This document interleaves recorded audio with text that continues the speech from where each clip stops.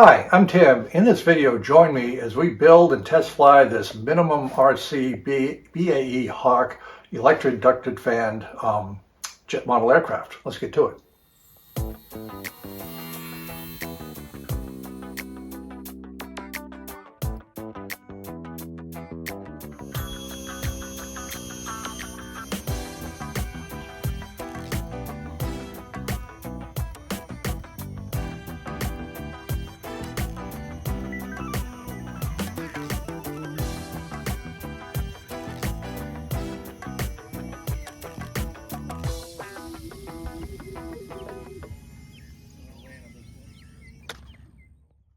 So this is a completed BAE Hawk. It's a very interesting kit. Everything comes with it to include the radio and the motor.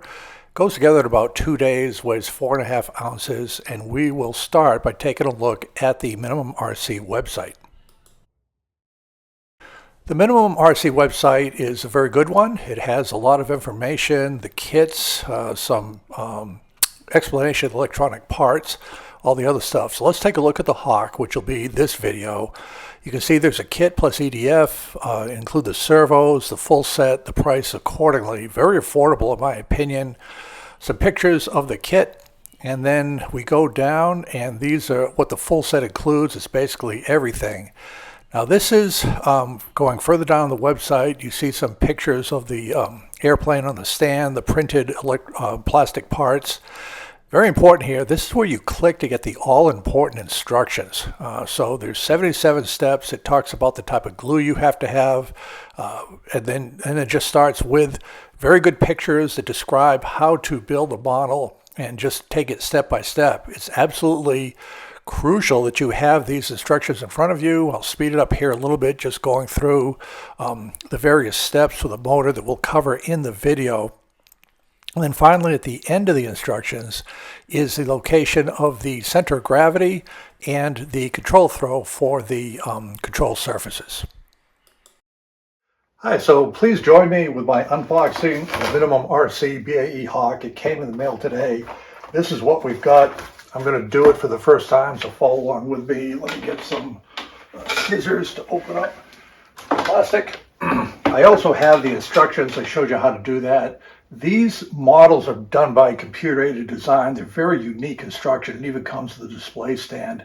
So it's super important to follow these instructions, but I think they're very good instructions. We'll just have to go through those as we do it.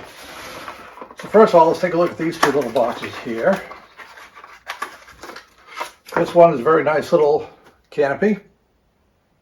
So that's good to have that. And in this one, these are some printed plastic products. It looks like the nose cone, the engine mount of some sort, and probably the shroud for the motor. So those are pretty important. The way these ducted fans work, they have to operate in a specific diameter motor for everything to work. So that's lightweight, and we'll see how that goes. We put things together. And this is the nose. Again, very lightweight. So put those to the side, and now we get to the main box. And this is the box. So these are the glues. There's two types of glues. There's a UFO for the foam, and then there's a 502 glue, I think they call it. Yeah, 502 glue, which is for the metal parts. It's important not to use the 502 on the foam. It'll melt it. I think this is the 502 right here. And this is the, I'm guessing, the foam glue, the specialized foam glue. Very nice. And then a screwdriver tool of some sort. So put those over there. These look like some electrical components.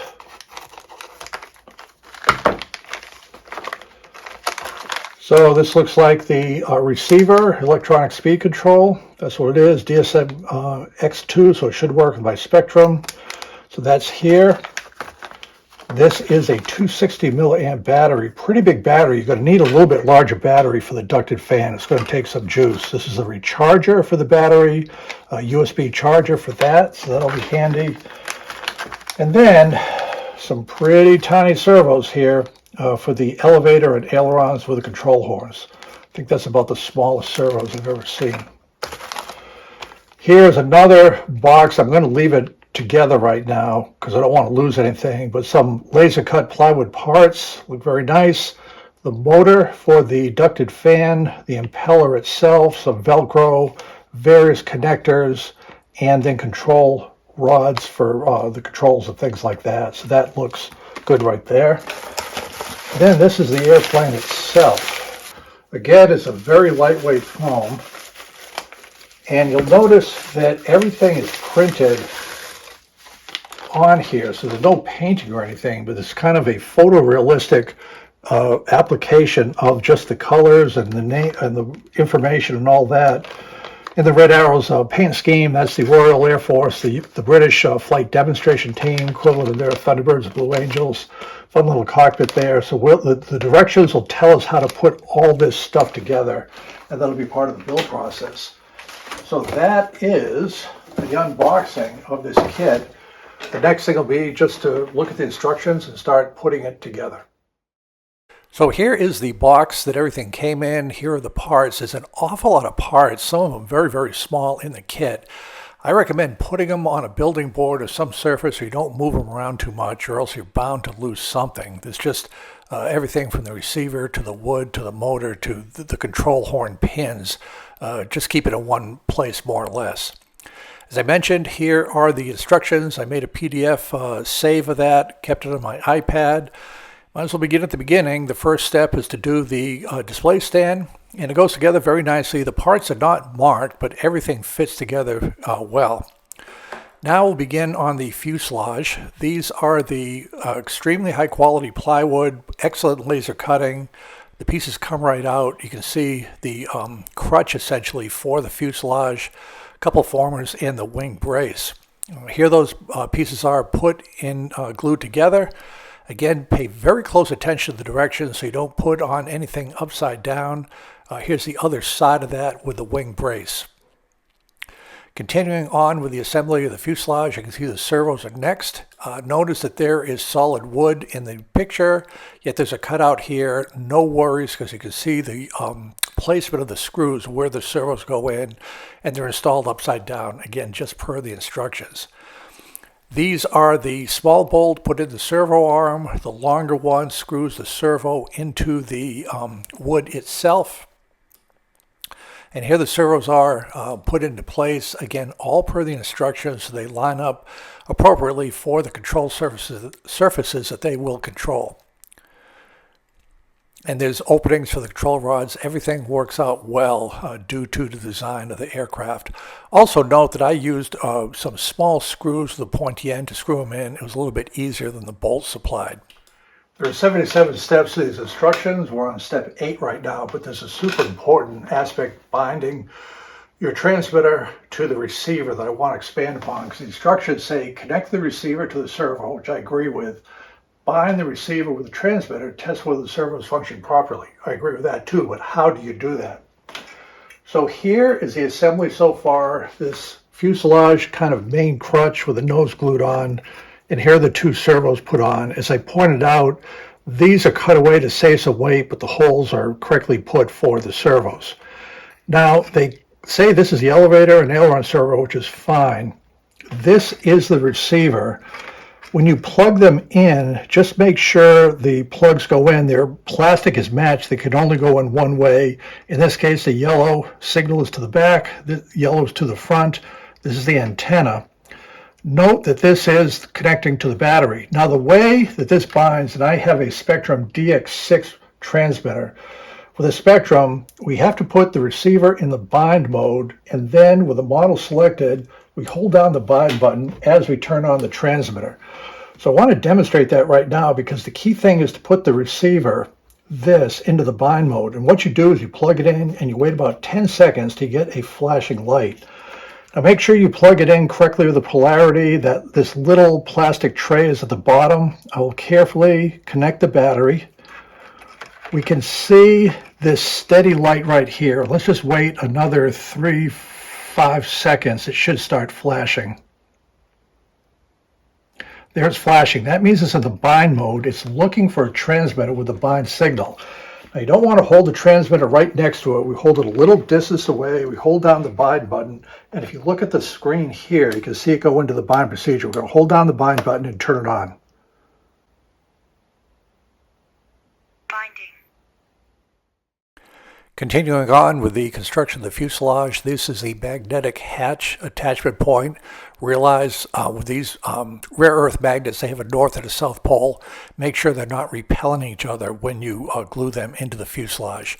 Some tape just to keep the wires in place with the receiver installed as is shown there. The extension is where you plug in the battery. Here's the impeller. You can see there's some tabs that align it into the fuselage, also part of the tail surfaces, and that's what it looks like looking up the tailpipe. Now it's time to install or start construction the sides of the fuselage. Very thin foam, very delicate. Be careful when you cut it, but it's all part of the lightweight of the model. Everything's printed on, nothing needs to be painted. There's fuselage sides cut out. And you can see both left and right side with the fuselage center and the motor. Making good progress on the Hawk, so I wanted to get you updated with some important things that I did yesterday. First of all, this is the fuselage frame, and here's the motor core right here. We'll talk about the motor in a second. These are very accurately cut pieces of wood, but it's easy to get them upside down if you're not careful. Looking at the very nice instructions here, in particular the nose cone, you could easily glue this on upside down, which would be a problem. So just pay super strict attention as you put everything together. Now, I ran into a problem with the motor yesterday. When I connected everything up and bonded it, the servos worked fine, but the motor didn't work. So I had to email to the company to support at MinimumRC.com. I'll put the link in the description. They came back right away. And what they said was the reason the motor doesn't work is the endpoint adjustment for the motor has to be below, I think it was 120 units as a safety feature with the electronic speed control. Never heard of anything like that in my life, so I tried it. Let me show you what they're talking about on the radio. So this is for the DX6. It may vary with your radio. We'll take a look at the screen. It's really very simple. This is the Hawk right here. I simply push down the scroll wheel and we get to the servo setup. And when you press the servo setup, you'll notice the throttle right here. This is the endpoint adjustment. Normally, it's just it's just 0. But here for the throttle, I needed to go down to here and set it to below 120 or minus 124. That fixed the problem instantly. The motor worked. Just an FYI, if for whatever reason your motor doesn't work. Now, the other thing I want to mention is we're going to demonstrate the motor here in a second. It's very important that you turn the transmitter on, then plug in the ESC. If you don't and you plug in the receiver ESC first without the transmitter on, it could accidentally go into the bind mode because it's looking for that binded transmitter signal. So make sure your transmitter is on first. Plug in the receiver, unplug it, then the transmitter. So here is the impeller and the motor inside the engine shroud. You see the impeller right there, and this is going to go about like this onto the fuselage. This is the incredibly light fuselage right here. I've scored it. We're going to start bending that to go around here next. But what I'd like to do is demonstrate the motor. So as I discussed, we turn on the transmitter, make sure the throttle's all the way down. Incidentally, this is where you plug in the motor, this little jack back here. To reverse the direction of the motor, you simply twist it 180 degrees, plug it in either way. There's no polarity. So we will plug in our battery. Nice steady light on the light. We see our servos work fine for the ailerons and elevator. And now for the motor.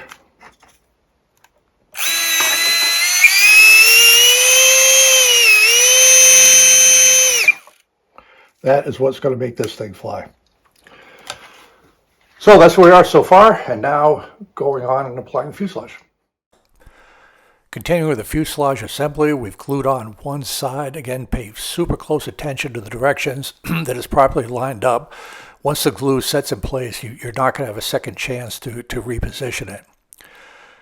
And you can see on the bottom, it kind of will wrap around to form the shape of the fuselage.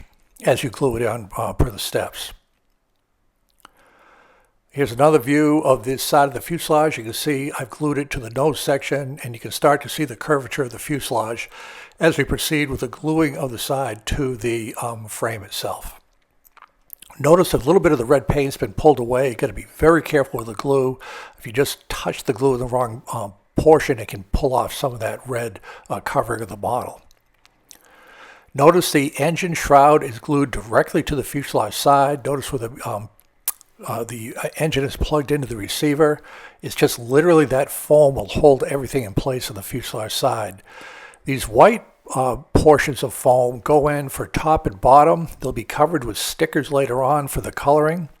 Here the white of the fuselage top is glued into place. It'll eventually be the canopy, the top of the fuselage, and again everything holds that motor shroud in place. And here is the other half of the fuselage put into place with the bottom that's all white, and we'll apply the stickers here in a second to make sure that looks good. Note the opening on the side. That's all part of the air intake for the impeller. A little plywood brace for the tail section is put in place. Here are the stickers. You just pull them off. They're sticky on the back. You put them right onto the white foam, and that is the top and bottom of the plane. You can see here, part of the hatch assembly. And here is the finished airplane right here. The intakes and wings just go on per the directions, and this is on the stand supplied with the kit. We've completed the build of the Hawk by MinimumRC. You saw the video ahead of us. It's a very interesting build experience. It's completely different than anything that you've built before, and it's just due to the nature of the model. They want kind of a photorealistic covering, so some of it is printed onto the foam. Others are paper that you stick on top of white foam. Overall, it's a very innovative design. It's a good way to do things, but you've got to follow their instructions exactly. There's no deviation or adjustment. The idea is to keep this thing as light as possible. With the battery, this weighs 4.5 ounces. That's a pretty light model. You need the lightweight because the motor it's a smaller motor. And as you build it, you realize that everything kind of aligns itself as to the build. So if anything's a little bit off, other things will be skewed a little bit. Like you can see on the front of the intakes, they're off a little bit.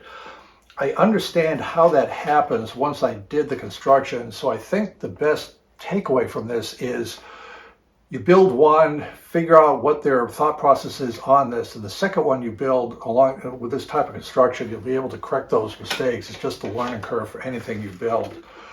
But overall, it was a good build experience. It just took 2 days to do everything. So that is the model. It's a very interesting build. I think it looks nice. The next step is to test fly it.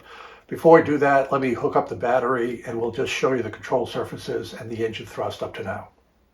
So the battery's plugged in. We'll take a look at the ailerons. There's plenty of ailerons. I'll probably take out a little bit of that throw there, but that's plenty. The elevators are adequate for this type of model, I think. And then the engine.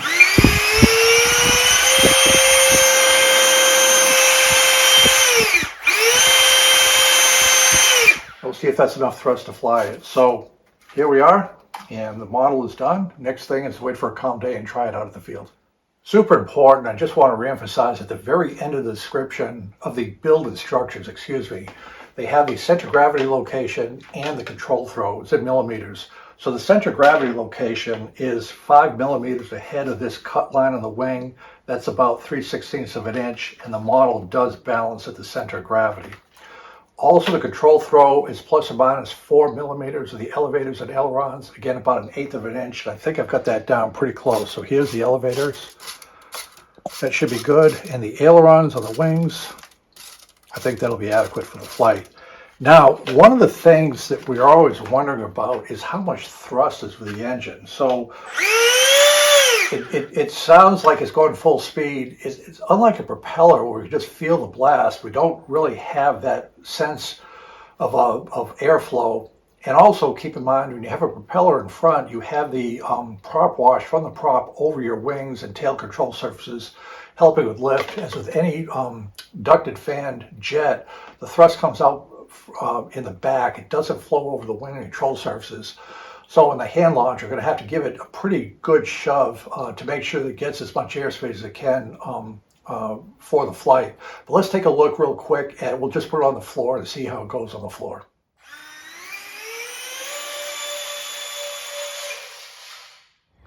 Out of the field today, looks like a good day for the test flight of the MinimumRC Hawk. So here's everything here. It balances out, the battery's charged up, and what we'll do is we'll go ahead and just plug in the battery, do a control check, and take it for a test flight. So there's no kidding, made in flight. Brent was very nice for the hand launch. I was learning how to fly. Brent was learning how to do the hand launch. Finally, you give it a good push up into the air, and we have airspeed, and the plane is flying along. The initial flights had a lot of left trim needed to get things working, but the plane flew well. It was very responsive in roll. It could fly at about half throttle.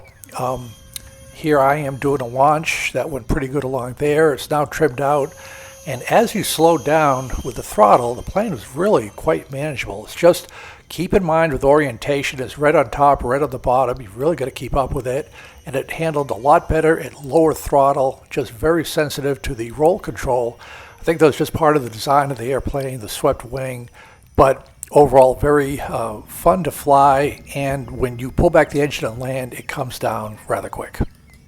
Okay, we just had a series of test flights with the Hawk. And the airplane flew. Towards the end, it flew well. There was a lot of left trim that I need to put in just from the way I built it, but it's pretty steady and it has sufficient power.